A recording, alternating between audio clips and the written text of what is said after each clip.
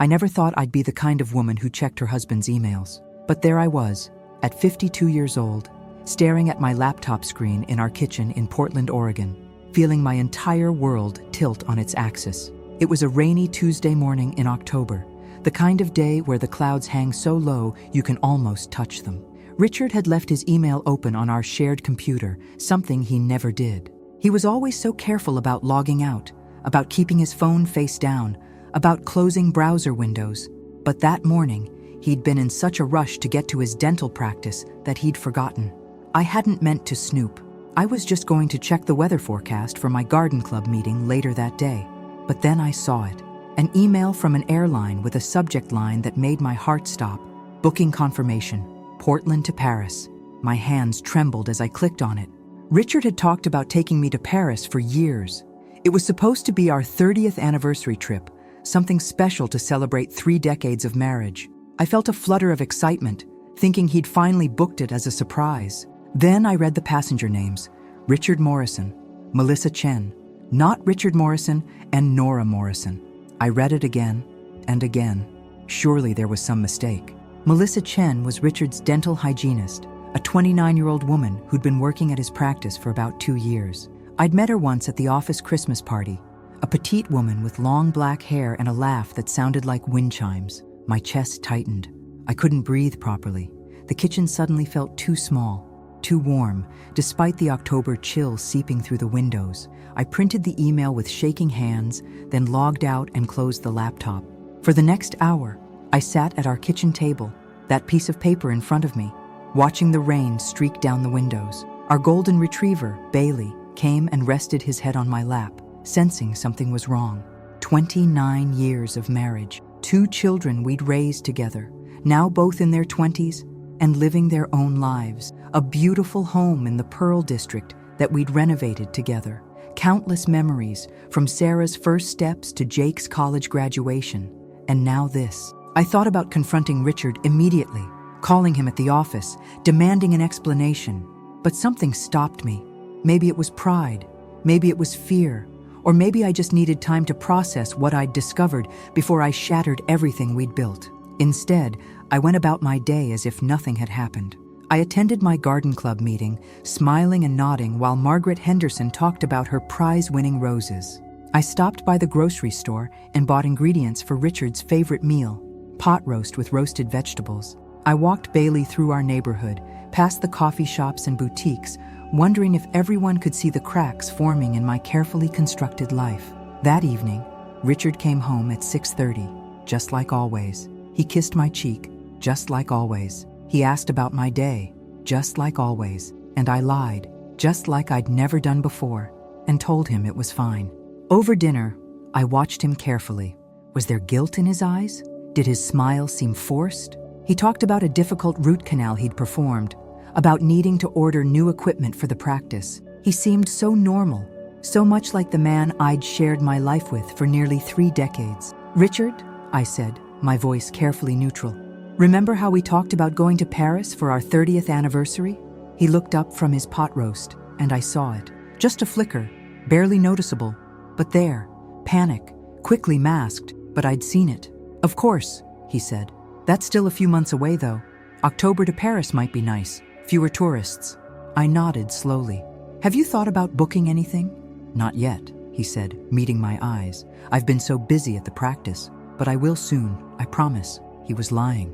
Lying to my face, in the kitchen where we'd raised our children, where we'd celebrated birthdays and holidays and ordinary Tuesdays for 29 years. I excused myself and went to bed early, claiming a headache. It wasn't entirely a lie. My head was pounding, my mind racing through memories, trying to identify when things had started to change. When had Richard started working late more often? When had he become more protective of his phone? When had he stopped really looking at me? That night, I lay awake beside my husband, listening to him breathe, feeling like I was sleeping next to a stranger. The next morning, I called my sister, Jennifer. She lived in Seattle, just 3 hours away, and had always been my closest confidant. We'd been through everything together, from our mother's death to my daughter's difficult teenage years. "Jen," I said, my voice cracking as soon as she answered, "I need to talk to you." 2 hours later, I was sitting in Jennifer's living room, the printed email on her coffee table between us. She'd made tea that neither of us was drinking. "What are you going to do?" she asked, her hand covering mine. "I don't know," I admitted. "Part of me wants to confront him. Part of me wants to pretend I never saw this. Part of me wants to get in my car and just drive away from everything." Jennifer leaned forward. "Nora, you can't ignore this. Those tickets are for next month. You have to say something." "What if there's an explanation?" I said, even though I didn't believe it. "What if it's not what it looks like? What else could it be?" Jennifer's voice was gentle but firm. "He bought tickets to Paris with another woman. He lied to your face about it last night. Nora, you deserve better than this." I started to cry then, really cry, for the first time since I'd found the email. Jennifer held me while I sobbed, grieving for the marriage I'd thought I had, for the man I'd thought I knew. "I gave him everything," I said through my tears. "I supported him through dental school. I raised our children. I made our house a home. I was faithful, loving, supportive. What did I do wrong?" "Nothing," Jennifer said firmly. "You did nothing wrong. This is on him, Nora. This is his failure, his betrayal, not yours." I stayed at Jennifer's that night, unable to face going home. I texted Richard that I was staying with my sister because she needed help with something, another lie to add to the pile growing between us. The next morning, Jennifer helped me formulate a plan. I would confront Richard, but on my terms, when I was ready, when I had all the information I needed. "You need to protect yourself financially," Jennifer advised. "Get copies of all your important documents, bank statements, retirement accounts, everything, and you need to talk to a lawyer just to understand your options." The word lawyer made it all feel terrifyingly real, but Jennifer was right. I couldn't just bury my head in the sand and hope this would go away. Over the next week, I became someone I didn't recognize. I gathered documents. I took photographs of Richard's phone when he left it unattended, finding dozens of text messages with Melissa. Nothing explicitly sexual, but intimate enough. Pet names, inside jokes, messages that said, "I can't wait for Paris," and "just a few more weeks." Each discovery felt like a small death. This wasn't a spontaneous mistake. This was planned, deliberate, ongoing. I consulted with a divorce attorney named Patricia Brennan, a sharp woman in her 60s who'd been practicing family law for 30 years. She was kind but direct, laying out my options, explaining Oregon's divorce laws, helping me understand what my life might look like after. "Do you have any children still at home?" Patricia asked. "No," I said. "Both are adults. Sarah's 27, working in San Francisco. Jake's 25, teaching in Boston." "That simplifies things," Patricia said. "Have you told them what's happening?" I shook my head. "I haven't told anyone except my sister. I don't know how to tell them that their father, their hero, is—" I couldn't finish the sentence. "Take your time," Patricia said. "But Nora, you need to make a decision. You can try marriage counseling if you think there's something to save, or you can prepare to move on, but you can't stay in this limbo forever. It will destroy you." That night, I finally confronted Richard. He came home from work, and I was waiting at the kitchen table with a glass of wine I hadn't touched and the printed email in front of me. "We need to talk," I said. He must have heard something in my voice because his face paled. "Nora, what's wrong?" I slid the paper across the table. "Explain this to me." I watched the color drain from his face as he read it. He opened his mouth, closed it, opened it again. "It's not what you think," he finally said. I laughed, a harsh sound that surprised us both. "Richard, those are the exact words every guilty person says. Tell me, what should I think when I see that my husband has booked tickets to Paris with another woman? Please, enlighten me." He sat down heavily. "Nora, I was going to tell you." "When? On your way to the airport?" "It's complicated," he said. "Then uncomplicate it," I replied, my voice steady despite the rage and hurt swirling inside me. "Are you having an affair with Melissa?" The silence that followed told me everything I needed to know. "I'm in love with her," he finally said, and those 5 words demolished what was left of my heart. I stood up, gripping the table to keep myself steady. "Get out. Nora, please let me explain." "Get out," I shouted. "Go to your girlfriend's house, go to a hotel, I don't care. But get out of my sight." Richard left. I heard his car pull out of the driveway, and then I collapsed. I don't know how long I sat there on the kitchen floor, Bailey pressed against my side, but it was dark when I finally got up. The next few weeks were the hardest of my life, harder than losing my mother, harder than the difficult pregnancy with Sarah, harder than anything I'd ever experienced. I told Sarah and Jake what was happening. Both wanted to fly home immediately, but I told them not to. I didn't want them to see me like this, broken and barely holding myself together. We talked on the phone every day, and their support meant everything, but I needed to do this on my own. Richard moved in with Melissa. He canceled the Paris trip, which felt like the smallest consolation prize in history. He wanted to talk, to explain, to somehow make me understand why he'd thrown away nearly 30 years of marriage, but I refused to see him except through our lawyers. Jennifer came to stay with me for a while. She helped me pack up Richard's belongings, helped me change the locks, helped me simply get out of bed on the mornings when that felt impossible. "I don't know who I am anymore," I told her one night, after too much wine and too many tears. For 30 years, I was Richard's wife. Before that, I was a dental school student's girlfriend. I'm 52 years old, and I don't know who Nora Morrison is as a standalone person. "Then maybe it's time to find out," Jennifer said gently. It was my neighbor, Carol, who inadvertently set me on the path to healing. Carol was 65, a retired art teacher who'd been widowed 5 years earlier. She'd seen Richard move out, and one morning, she knocked on my door with a thermos of soup and an invitation. "I teach a watercolor class at the community center on Thursday evenings," she said. "Beginners welcome. I think you should come." I started to refuse, but something in her kind eyes stopped me. "I've never painted before," I said. "Perfect," Carol replied. "No bad habits to unlearn." That Thursday, I found myself in a sunny room at the community center, surrounded by 8 other women of various ages, all holding paintbrushes and looking at blank sheets of paper with a mixture of excitement and terror. I was terrible at first. My flowers looked like blobs. My landscapes were muddy disasters. But something about the act of creating, of focusing on color and light and shadow, quieted the chaos in my mind. "You're thinking too much," Carol told me during my 3rd class. "Watercolor is about letting go of control. You can't force it. You have to trust the process, trust the water, trust yourself." I realized she wasn't just talking about painting. I kept coming back. Week after week, my paintings got marginally better, but more importantly, I got better. I started talking to the other women in the class, sharing stories, laughing at our mistakes. One of them, a woman named Patricia, who was going through her own divorce, became a close friend. Through the class, I met Daniel, a 60-year-old widower who taught the woodworking class in the room next door. He was kind, with laugh lines around his eyes and gentle hands scarred from decades of working with wood. We started having coffee after our respective classes. He told me about losing his wife to cancer. I told him about my imploding marriage. We bonded over our losses, but also over rediscovering ourselves. "My wife was the love of my life," Daniel told me one evening.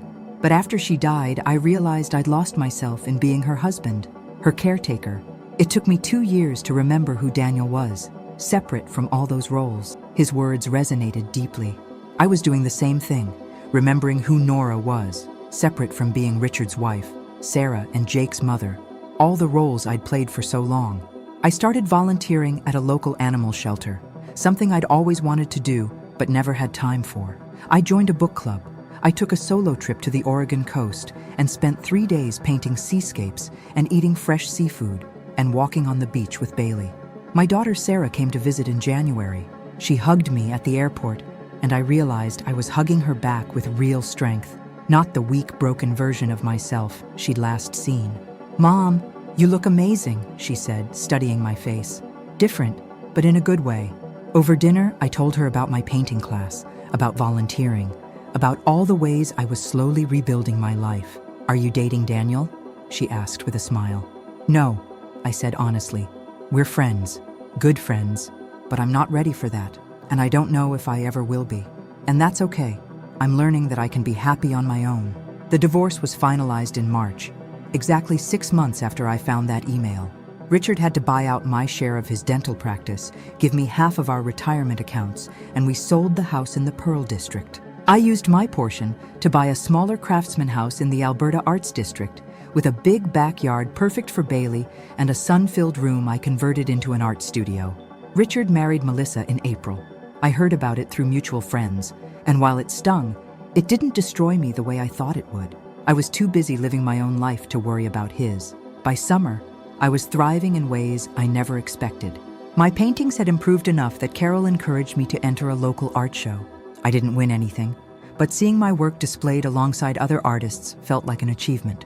Jake came to visit in July and brought his girlfriend, Emma, whom I was meeting for the first time. We had dinner in my new backyard, surrounded by the garden I'd planted, fairy lights strung overhead. "I like this version of you, Mom," Jake said, helping me clear the dishes. "You seem lighter somehow." He was right. I had spent so many years carrying the weight of trying to be the perfect wife, trying to make Richard happy, trying to hold our marriage together. Now I was only responsible for my own happiness, and that burden was so much lighter. Carol invited me to co-teach the watercolor class with her in the fall. Patricia and I started a monthly dinner club for women going through life transitions. Daniel and I continued our friendship, though there was an unspoken possibility of something more hanging in the air between us, something neither of us was quite ready to name.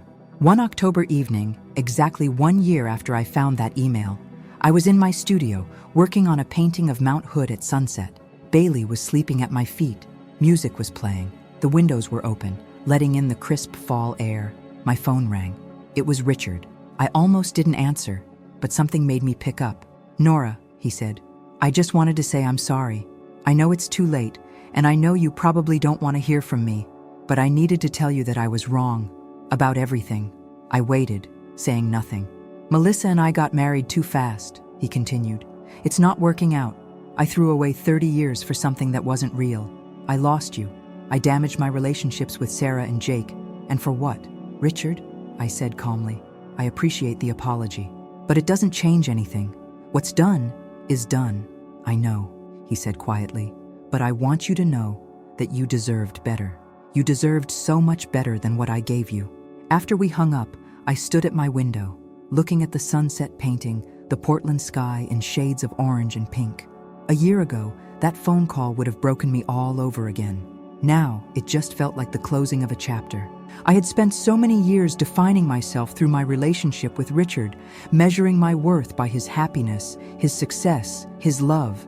The betrayal had shattered that identity, and in the painful process of picking up the pieces, I discovered something valuable. I didn't need to rebuild the old Nora. I could create someone new. This Nora painted. This Nora volunteered. This Nora had friends who weren't just other couples we socialized with. This Nora could have dinner alone at a restaurant without feeling incomplete. This Nora could change her own oil, fix her own leaky faucet, and make decisions without consulting anyone else. And most importantly, this Nora had learned that her story wasn't over just because one chapter had ended badly. There were still so many blank pages ahead, ready to be filled with new adventures, new relationships, new versions of herself. On my 53rd birthday in November, my kids flew home to celebrate with me.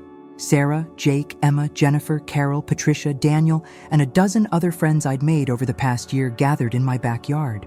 We ate cake and drank wine and told stories and laughed until our sides hurt. As I looked around at all these people who loved me, who saw me for who I was now, not who I used to be, I realized something profound.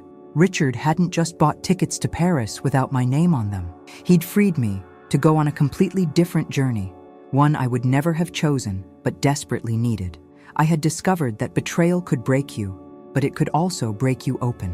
And in that opening, in that vulnerable, painful space, there was room for transformation, for growth, for becoming someone you never knew you could be. My marriage had ended, but my life, my real life, had finally begun.